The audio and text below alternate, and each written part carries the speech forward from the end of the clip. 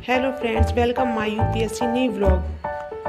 तो good morning सबको। सुबह के बज गए हैं 7:15 और अब हम चलते हैं फ्रेश होने। उसके बाद नहाएंगे, फिर योगा करेंगे, फिर उसके बाद ब्रेकफास्ट करेंगे।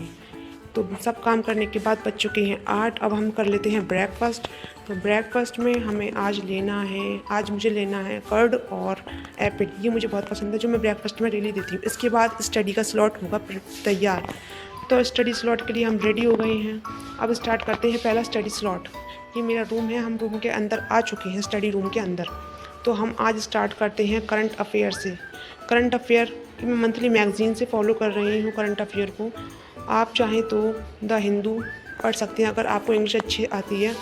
अगर आप अच्छे से इंग्लिश में द हिंदू नहीं पढ़ सकते तो आप दैनिक जागरण का राष्ट्रीय संस्करण पढ़ सकते हैं, या इसके अलावा आप दैनिक जनसत्ता भी पढ़ सकते हैं। पर मैं द हिंदू में कंफर्टेबल हूँ, मुझे इंग्लिश ईजिली आती है, तो मैं द हिंदू न्यूज़पेपर पढ़ लेती हूँ। आप चाहें तो उसका एडिटोरियल एनालिसिस भी देख सकते हैं, द हिंदू न्यूज़पेपर का एनालिसिस।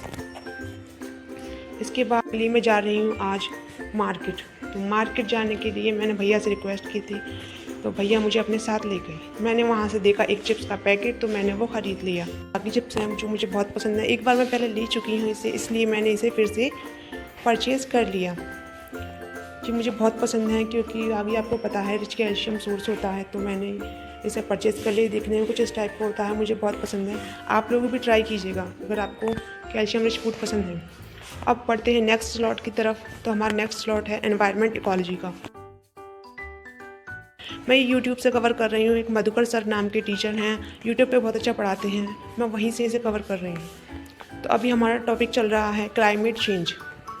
इसे कवर करने के आप चाहें तो एनवायरनमेंट के लिए शंकर आईएएस प्रेफर कर सकते हैं, बट शंकर आईएएस की जो बुक है वो इंग्लिश मीडियम वाले प्रेफर करते हैं। अगर आप इंग्लिश में कंफर्टेबल हैं तो शंकर आईएएस कर सकते हैं, अदरवाइज़ परीक्षा वाणी की बुक आती है वो भी बेटर है, वहाँ से भी कर सकते हैं। अगर आप बिल्कुल बिगिनर हैं तो उसके लिए आप 7th क्लास की एनसीईआरटी ज्योग्राफी की, उसमें कुछ चैप्टर हैं, कुछ चैप्टर 9th क्लास की एनसीईआरटी ज्योग्राफी की में भी हैं, वहाँ से एनवायरनमेंट हो जाएगा। और क्लास 12th बायोलॉजी की एनसीईआरटी की यूनिट लास्ट की यूनिट के 4 चैप्टर, वहाँ से भी आप अपना एनवायरनमेंट को कवर कर सकते हैं।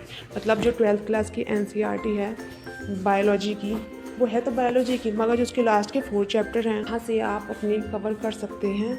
मतलब आपका बेसिक तैयार हो जाएगा, जैसे बायोडाइवर्सिटी क्या होता है और क्लाइमेट चेंज क्या होता है, एनवायरनमेंट इकोलॉजी, यानी का थोड़ी बेसिक समझ उससे क्लियर हो जाएगी। उसके बाद आप मधुकर सर को पढ़ लीजिए। मैं तो ऐसे ही कर रही हूँ, मधुकर सर को मैंने पहले बेसिक कवर कर लिया, उसके बाद मधुकर सर के लेक्चर और उनके नोट सफिशिएंट रहते हैं, तो आप चाहें तो ऐसा कर सकते हैं। अगर हाँ, एक और बुक आती है दृष्टि की, तो मैंने वो अभी तक लिया नहीं है, सोच रही थी मैं लेने की कि दृष्टि की एनवायरनमेंट की ले लूँ, बट वो बहुत बल्कि बुक हो जाएगी। वो इतनी ज़्यादा बल्कि है कि उसको रिवीजन करने में ही काफ़ी टाइम जाएगा, इसलिए मैंने वो परचेज़ नहीं की।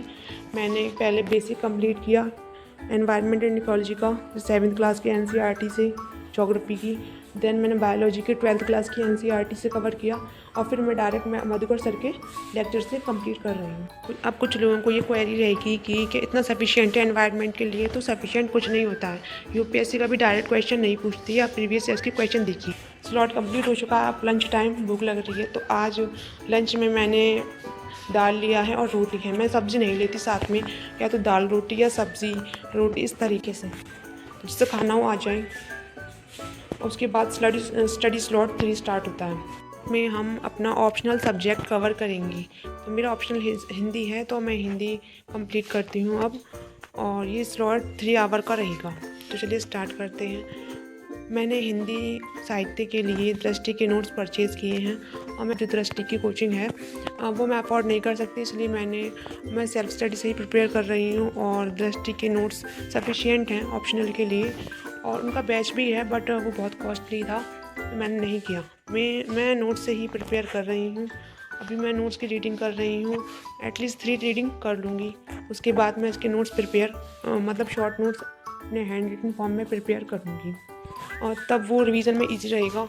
लेक्चर से ही रहता है, जैसे कि टीचर समझाते हैं ना, जैसे विकास सर शायद पढ़ाते हैं, हाँ, तो वो समझाते हैं तो अच्छे से कवर हो जाता है। मेरा ये स्लॉट हो गया कंप्लीट, बज गए हैं 5। अब मैं थोड़ा रिलैक्स करूँगी और फिर से 3 आवर का स्लॉट स्टार्ट करूँगी 3 आवर के बाद। कि मेरा स्लॉट स्टार्ट हो चुका है एनसीईआरटी का, और मैं एनसीईआरटी ये एटलीस्ट 6 टाइम पढ़ चुकी हूँ इकोनॉमी की, बट मैं फिर से पढ़ रही हूँ क्योंकि एनसीईआरटी से ही क्वेश्चन आते हैं यूपीएससी में मेनली। तो मैंने इस बार भी देखा था एनसीईआरटी से क्वेश्चन काफ़ी इनडायरेक्ट वे में पूछे गए थे, तो क्यों ना हम इसका क्रक्स वे प्रिपेयर कर लें ताकि हमारा कोई भी क्वेश्चन गलत ना हो, एटलीस्ट जो हमें आते हैं वो तो ना हो गलत। और इस बार जो पेपर था 2023 का वो कितना ज़्यादा हार्ड था, आप देख सकते हैं, मतलब कितना ज़्यादा फैक्चुअल पेपर था। तो अगर हम एनसीईआरटी अच्छे से कर लेते हैं तो शायद हमारा बहुत हद तक पीटी क्लियर हो सकता है, ना सिर्फ पीटी में बल्कि मेंस में भी एनसीईआरटी से काफ़ी क्वेश्चन आई। तो हमने आज खूब स्टडी की है और अभी मैंने रिवीजन किया था 2 घंटे, और अब बजने वाले हैं रात के 1। चलिए हम अपना स्टडी ब्लॉग यहीं एंड करते हैं। बाय।